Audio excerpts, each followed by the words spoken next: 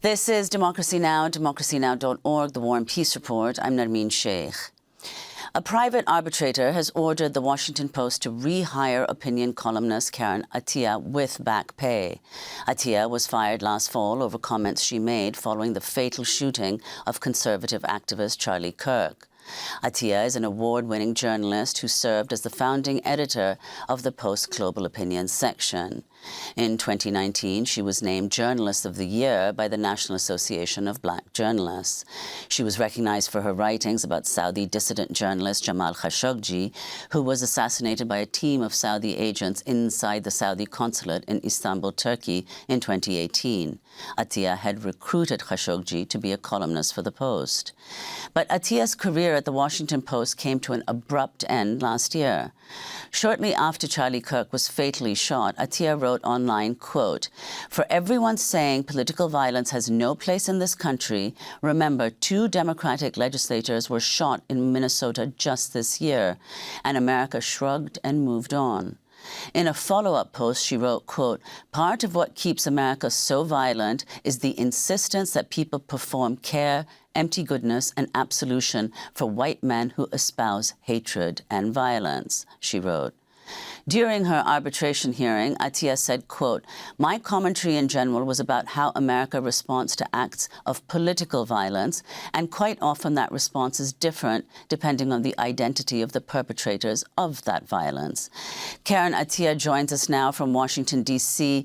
Karen, welcome back to Democracy Now!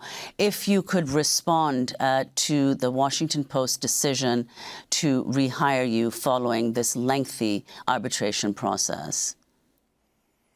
Yes, it's good to be back. Thank you for having me on. What can I say? I feel extremely vindicated. I feel quite tired, quite joyful. I'm sitting here and I'm wearing red in honor of the Washington Post Guild. I'm a proud union member, and my ability to even challenge my firing, to file a grievance, and then to go to arbitration was all thanks to the fact that the Washington Post Guild and the Washington Baltimore News Guild had in their contract for binding arbitration. So as much as this is a victory for me, this is a victory for guilds, for unions, and as well as, you know, I'm feeling very much like this is beyond just a job, beyond just me, beyond just the Washington Post. This is a victory for journalism, for anyone who wants to stand up for just speaking the truth. I was just doing my job. So I really do see this as a symbol that it's worth it to stand up and fight for freedom of expression, for journalistic freedom. And when you fight, sometimes you win, and sometimes you win big, like in my case. So, Karen, could you tell us, have people from the Post been in touch with you since this was announced, and in particular, the Post's former opinions editor, Adam O'Neill? I have heard nothing from Adam O'Neill. The only time I've heard from him was once last year in a meeting, and then secondly during the arbitration where he testified against me. My lawyers and reps at the moment are going back and forth with the Post, as I understand. But for me, I have still not heard anything yet from the Washington Post. And explain, Karen, why exactly, what the justification was that was given for the Washington Post decision to sack you from your post. They cited, among other things, security threats, but not security threats against you.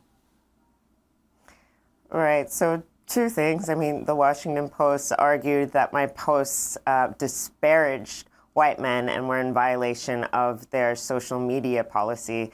Of course, anyone reading with any reasonable amount of reading and grammar comprehension could see that I was talking about white men who choose to engage in hatred and violence. So there was that. And then the Post tried to make the argument that because the Charlie Kirk killing was such an overly emotional time that they had no choice but to distance themselves from me. And I think this is actually a really, really important point of the arbitrator's decision. She reminded the Post of their own policies to protect their journalists, especially in times of heightened social media abuse and attacks. I can say from my experience, frankly, the posts that I made did not engendered that much backlash. I was not aware of any threats. And instead of the Washington Post calling me, telling me about the post, they didn't even tell me to take them down. Instead, they threw me to the wolves and basically blamed me for any supposed threat. The Washington Post basically manufactured a crisis of their own making in terms of the post and used that as a reason to get rid of me. And could you place this, Karen, in the context of broader attacks on the media under the Trump administration, and also about what's going on internally and has been going on at the Washington Post?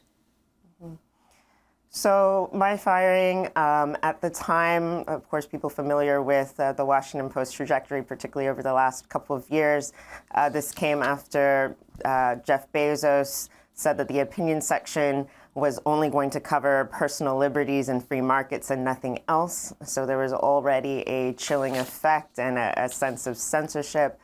There were buyouts that were offered to the entire opinion section, of which I refused. I decided I wanted to stay. And part of the reason why I wanted to stay was because I was the last full-time staff Black opinion columnist in the section.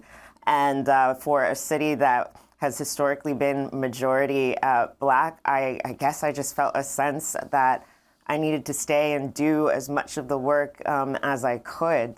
And in terms of the broader picture, there's been an attack on the media. We've seen how, specifically in the Charlie Kirk case, how J.D. Vance, members of the right wing, were explicitly telling people to go after any critics of Charlie Kirk and explicitly telling them to go after their jobs. Of course, we saw what happened to Jimmy Kimmel. All of this is coming in an environment where more and more media are facing pressure to kowtow to Trump, to kowtow to MAGA. And so for me, again, I think this is why my reinstatement and this win means so much for so many people, because they see this as a proxy for standing up to this wave of censorship and oppression and targeting, particularly of Black voices, and removing Black voices deemed as DEI from the public sphere.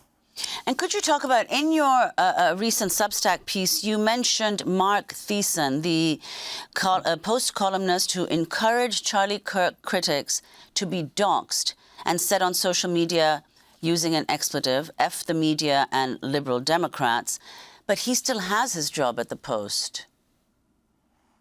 Right. Well, it all goes back to how, ironically, the Post's treatment of me versus my white male colleagues just goes to the point of how men who encourage harm, or at least support it or appear to platform it, are coddled, are given a pat on the back and allowed to keep going. Whereas myself, a woman journalist, a Black woman journalist, I get the harshest of punishments, and not just the harshest of punishments, but I myself am labeled a threat. So for the Post saying that my post went against journalistic integrity, perhaps they were more afraid that I actually clocked the behavior of America and the Washington Post when it comes to white men who choose to engage in violence. I was just calling a thing, and the Washington Post, once again, in their treatment of me versus my white male colleagues, proved me right.